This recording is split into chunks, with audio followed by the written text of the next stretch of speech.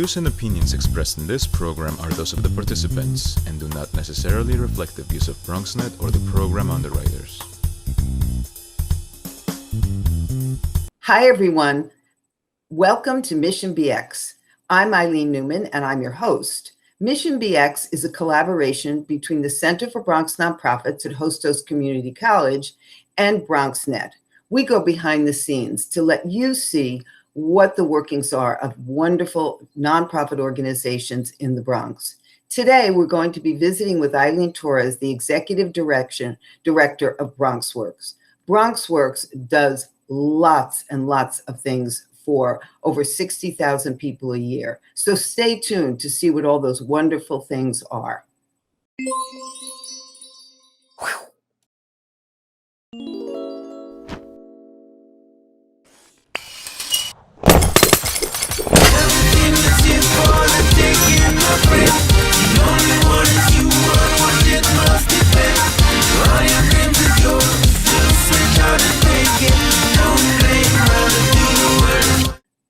Hi, everyone. Welcome to Mission BX. I'm your host, Eileen Newman, and today I'm here with the other Eileen. I think there are two of us in the Bronx. I'm happy to be talking to Eileen Torres from BronxWorks. BronxWorks is, as she'll tell you, an amazing organization. I'm always stunned that any one person can be the executive director of an organization that big. And we'll be talking about, as we have with other organizations, where they were before the pandemic and what they're doing now. So, and I got to see firsthand what they do on Saturdays at this amazing food pantry with lots of people. So, Eileen, thank you for doing this with everything else you got going on. So, thank you for being here. So we did a show on BronxWorks before, as you know, and we looked at we took a tour, we looked at a lot of what you've been doing, what you were doing then. So what happened? It's sort of our opening question that we've been asking a lot of the people we've going back to see. What happened when the pandemic hit? What happened? Well, for us, there were a number of changes that we had to quickly implement.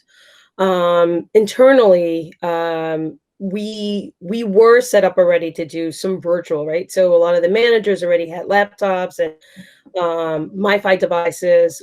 The folks who really didn't have as much access to that were some of the sort of entry-level staff. So there was a quick scramble to order lots of equipment, get people settled in, while the other half of the agency was considered essential and had to remain open. And so on that side, then, could you just tell who are the people who had to remain open? So we have 24-hour facilities. We run a number of shelters for homeless families. We run shelters for homeless single adults. And then we also are responsible for the entire borough of the Bronx to conduct the street homeless outreach program. Mm-hmm. And so those programs, for obvious reasons, cannot shut down. And so then the scramble on that side was to try to get our hands on personal protective equipment, making sure that our staff and our clients remain safe. We were in search, as everyone else was at that time, for masks. Which were in real short supply. Yeah. And so there were a number of things, real hurdles that we had to get through and work together very quickly to try to make sure that we were still able to provide the services. On the children and youth side, and let me just step back so that people understand the organization as a whole, right? Right. Yeah. So BronxWorks itself has been in existence since 1972. We were formerly known as the Citizens Advice Bureau. And to date, we serve approximately 60,000 individuals and families a year. And we do that in various different ways. So we run, as I mentioned, our homeless portfolio is very large. We also do a number of things that try to prevent people from becoming homeless. So we run a number of eviction prevention programs as well. We help place people into jobs. So we operate workforce development programs. A large number of our programs are also children and youth. And so we have approximately anywhere between 6,000 to 8,000 young people in our care, running after school programs for elementary school, middle school, programs for high school students and older adults, young adults. And we also run pre-K programs, early childcare centers. We do a lot with health. So we try to promote healthy living by doing lots of health and wellness workshops and nutritional workshops, farmers markets and farm stands. And then we also operate food pantries because, as we know, the Bronx is a very food insecure borough, and that was pre-COVID, right? So I just have to ask you one thing. How many staff do you have? So we employ close to 1,000 staff. Okay. Yeah. And we're spread across about 42, 43 different locations. I lose count because I feel like every time I look the other way, we have another site. And so we're about 1,000 strong in the Bronx, and we're concentrated in the southern part of the Bronx, although we have borough-wide programs. One thing I failed to mention, another significant part of the agency also works very closely with seniors. So we run a number of senior centers, elder abuse programs, crime victims programs, immigration, English as a second language, just a host of anything that you can think of, we provide in the Bronx. So with COVID, for the programs that were considered non-essential, we looked very closely at New York State website to make sure they were defining what programs were essential and which ones were not. And so we switched everything to remote if they were not classified as essential programs. Okay. And so then those were the programs that really had to start operating virtually. And that could be difficult, right? Our employees, like everyone else, have children, and so now their children are home with them as well. They have perform distance learning with their children, and then for anyone who was in one of our children and youth programs, they also then have to do that in the afternoons with a large group of other people's children. So it was quite challenging for people. And then what remained open besides the shelters were our food pantries. And that's really where we saw the biggest increase in need. So how many people approximately were going through the food pantry before the pandemic? So we operate food pantries at several different locations. Right. And so we have 2 large senior centers that actually operate food pantries on twice a month, that were operating twice a month before, pre-COVID. One day of the month was reserved for seniors exclusively, and then the other was reserved for the general population. And so we had a high number of individuals attending both those days, right? And so at the 2 different locations. And then we also operate a food pantry out of our main location, which is 1130 Grand Concourse, right next door to Housing Court. That food pantry was serving about 125 families every other Saturday. And so what we saw was that we had a lot of new families that weren't even connected to BronxWorks at all, which was surprising to us, start to show up during the onset of COVID. And then we also started seeing that people were lining up earlier and earlier. So we would get there. So it starts on Saturdays at 9 a.m. We were operating from 9 to 1 every other Saturday. And the employees would arrive at 8. We found that when we would arrive at 8 a.m., not only was there sort of our regulars that we were used to seeing, but we had lots of new people. So then the regulars started arriving earlier. And it got to the point where people were standing online at 3 a.m. And then the latest was 1 a.m. The earliest was 1 a.m. So we had to shift how we were operating, because we obviously didn't want families with children standing outside all through the night. And so we moved to appointment style only. So then we would call people for appointments. And we also were fortunate enough to partner with another Bronx organization, Step Up for Better Living, who also provided us with some funding. And so now we operate every single Saturday. And we've seen our numbers. It's essentially, we have about a 700% jump all throughout our food pantries. We were providing food at our workforce development department, which does not provide food. They had to transition to providing food. We had people that we had placed into jobs come back to us essentially saying, I lost my job. I was laid off because of COVID. Can you help me find another job? And in the meantime, can you help me provide food for my family? And so then we quickly mobilized to operate a pantry out of those programs. We did the same with our children and youth program. So they were operating remotely to provide services to children and after school programs. But during the day, we actually had staff coming in on site and opening their doors and serving food there. So that program was the latest to sort of like start up doing a food pantry. So they opened in late April. And from late April to now, they've provided 15,000 meals to people.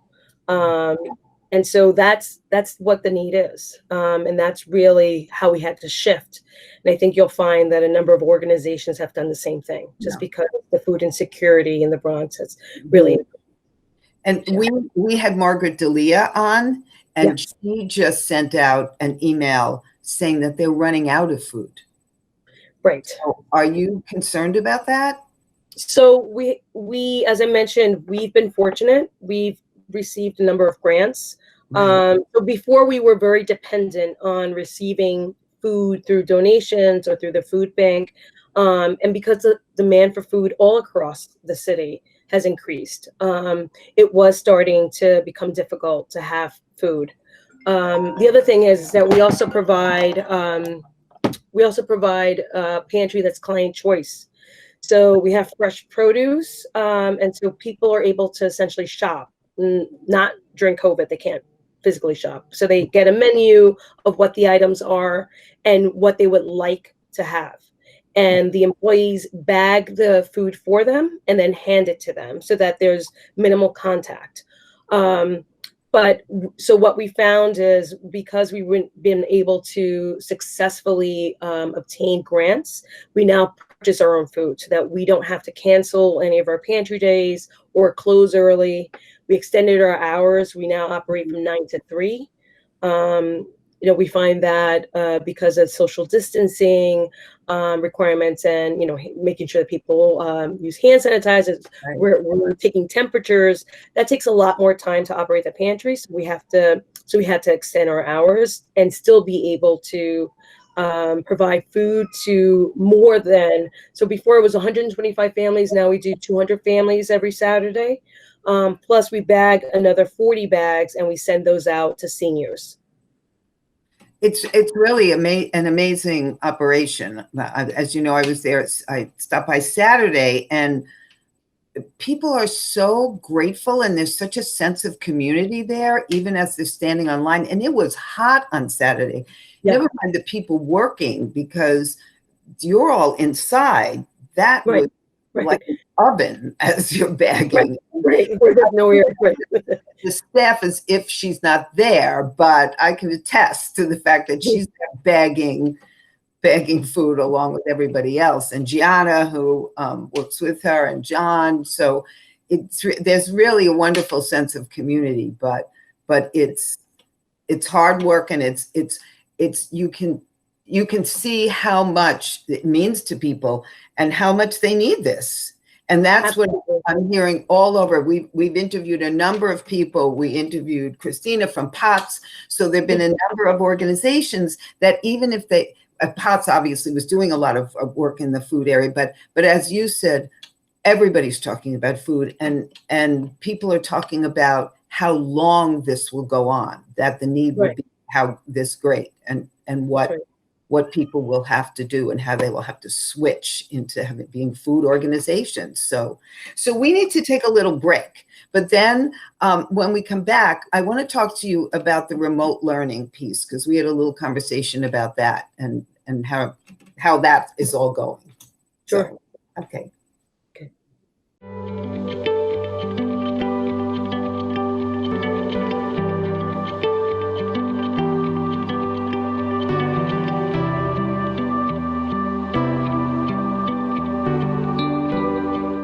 So welcome back, everybody. I'm Eileen Newman, the host of Mission BX, and I'm here talking with Eileen Torres from BronxWorks.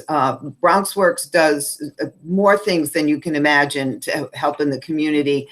And we've been talking about the food pantry that they run and the food needs in the Bronx. Now we want to have a little conversation about remote learning and how that is all going, because obviously this is something that's going to be a big concern going forward as we navigate whether the kids will go back to school or what will happen. So you've been, first of all, you said that you were getting computers for the staff. What about the people who are coming in and you've been working with them? Because I know we've heard a lot of stories about there's one computer and 4 kids. And right. So we have been able to, early on, we received a donation of some laptops, and we were able to distribute that to various students. So some of them were in our elementary program, some were middle school. We also run a high school equivalency program for young adults who are not in school, not at work. And even though the testing has been suspended, right, by the state, we're still trying to prepare students for that. And so a number of them did not have access to devices that would allow them then to log on. So we were able to also give those out. But you can give the device, you still need to have an ability to, sign on to the internet. And so that was also quite a challenge. Even with the laptops that the Department of Ed gave out to the students, they were supposed to come with sort of a hotspot already. And so for a number of young people who live in buildings where they're not able to access that, the hotspot, they're not able to log on. Our shelters, for example, we have a number of shelters that we operate for homeless families. And of course, there are students in those buildings, and our buildings are not wired for internet. And so we had to scramble there to try to figure out. We were able to obtain a grant through Robin Hood, and we were able to wire all of our shelters for homeless families so that the students can log on. But then we also had to make sure that they all have devices. It's keeping in mind the fact that families, for the most part, there isn't usually just one child in the family. There's a number of children in usually in a cramped apartment where they're all trying to do the remote learning. And perhaps the parent might be trying to log on for work. So it's a challenge. It's a challenge for our clients. It's a challenge for our families, our employees as well, who are also trying to work. Right. Their own children are trying to log on. And for a number of students, it took a long time to, one, receive a device that they can use, and two, to have internet that they can log on to. And so I think that there was probably a lot of learning that was lost. Yes. They weren't able to keep up with their studies. And as we look into the fall and start thinking about the fall, I'm not quite sure what the fall would look like. Even as we, I think what they're considering now is the sort of half of the students in and then half out. And I'm not sure how the parents then tell their employer, I can come in this week, but I can't come in next week because I have no one to watch my children. Right. So there'll be a number of challenges for the general population, and also for organizations like BronxWorks, because our employees also have children, many of whom attend school. And so then what will they do for work as well? So. Yeah, everybody is very concerned, I think, about that whole piece of kids whose life already can be somewhat tumultuous, kids who are living in shelters with their family, and now it's become even more tumultuous. So do you see those numbers going up? Are there more families, more homeless families and more homeless individuals that you've been working with? So right now there's a moratorium on evictions. And so people aren't necessarily getting evicted. And so I don't think we'll see an increase until that moratorium is lifted. And so there is an ongoing debate about the idea. So they have essentially said you can't get evicted, but you're still supposed to be paying rent for all these months. Right. And so at the point that gets lifted, then I'm sure we'll have a number of families that will have a difficult time coming up with several months' rent. And so I think you'll more than likely see a huge increase at that point of really unstably housed families. Right. And so last time we did the show, we saw adorable little people who were taking naps. I remember when we were visiting. And so yes. Is that a childcare? I don't remember. Is that a childcare center? And have you opened that now? Because don't they open today, I think? We did not open today.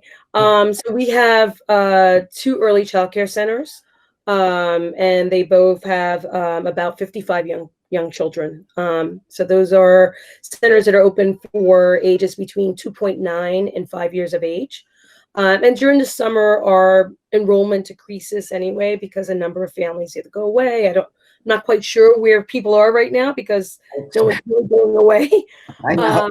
So it's typically the enrollment drops. I do think right now what we're looking at is trying to make sure, there's they've come out with new guidelines on, children can't share toys and how to clean.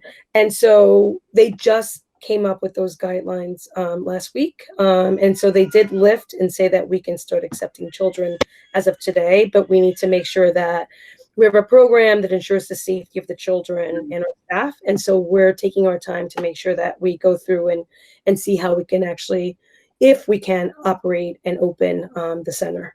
So when I listen to those guidelines, I think whoever wrote them has never been near a child. Right. Talk about, you can imagine these kids bursting in who are not around other kids to any degree. Right. So the first time they're seeing each other after all these months, first time they're seeing their teachers after all these months, the amount of hugging that they want to do. I know.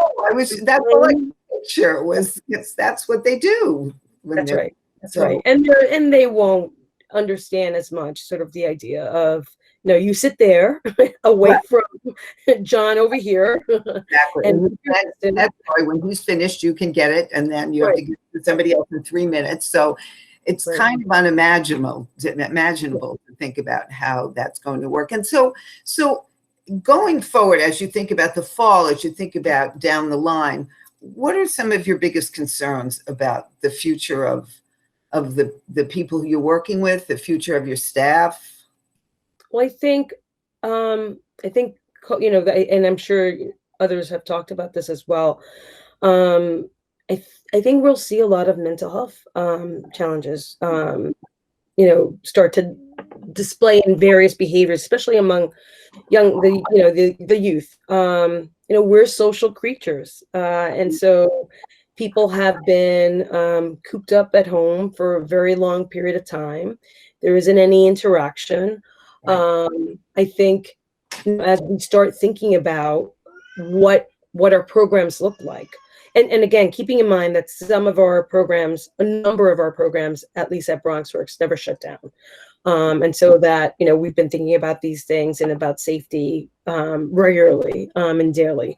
But I do think that, we have to prepare ourselves for the fact that there will be some challenges that we see with some of the young people, right? And some of the adults, our seniors. Yeah. There's 2 main reasons for senior centers, right? And that's eating, so that we can make sure that seniors eat healthy meals, and then socialization. And so if seniors are isolated for a long period of time, that's quite damaging. And so, there is a huge concern there. I failed to mention the amount of work that our employees in our senior centers also did in the very beginning with, I have to say, with the ever-changing rules that the city of New York came up with. First, it was grab-and-go meals and making sure that, we did that. And then it became, don't do the grab-and-go meals, call the seniors and tell them where they can get their food. And And then deliveries were like food was delivered to our senior center instead. And then from there, the seniors got it just a lot of it was very chaotic. And somewhat unplanned, and you can understand some of it because this was a very unexpected situation. Everyone always says unprecedented, but there was a lot of work that was happening on the senior center side as well. But our seniors are suffering as a consequence too. Yeah. So I know that we've thought of ways that we can actually engage. We've continued virtual classes and workshops with our seniors and our students. I think one thing that came out of this is our staff have become very creative. We had staff with young people planning college tours, virtual college tours with our young adults who were ready at this point to really start thinking about college. And so they were doing these virtual tours with them, which was, nice way to sort of continue that, right? We did these virtual trips. And so our students went to places like Jamaica and Barbados, all virtually, of course. But, you have to continue ways to keep them engaged and interested, while also making sure that they're still learning. Yeah. And now the summer, the camps certainly help to reduce summer learning loss. And so, I am concerned about whether or not we can really adequately do that. There's a hybrid model that the city's pushing of sort of in-person and virtual, and we're all doing the best we can, certainly.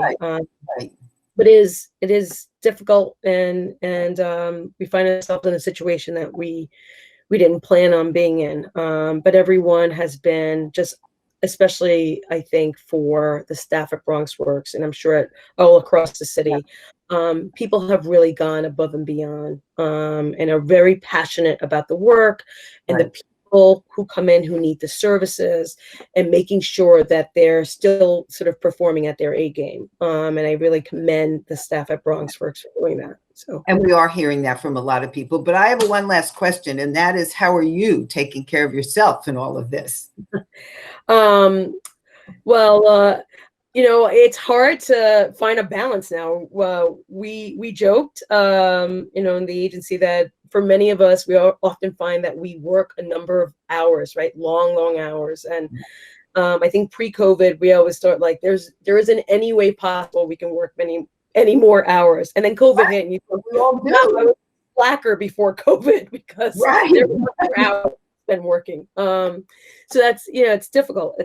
I do have a new baby. So I have a 6-month-old.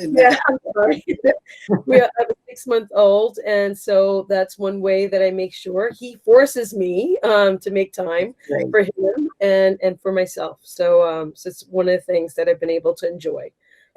He has been a great distraction. I was say, what better distraction than a new baby? So that's great. Well, thank you for taking the time to do this, and for everything, Eileen. It was really wonderful to see the work that you're doing firsthand. So, thank you very much for having me. It was great. So hopefully we'll talk again soon. Yes. Thanks. Love that. Thank you. Bye. That's all we have time for today. I know we could have talked to Eileen Torres from BronxWorks for a long time about their work. If you've missed any part of this and would like to see it again, go to BronxNet.tv and look for Mission BX, and you'll be able to see this show and other shows that we've done. And keep looking for us, because we'll be back with another series of shows about nonprofits in the Bronx.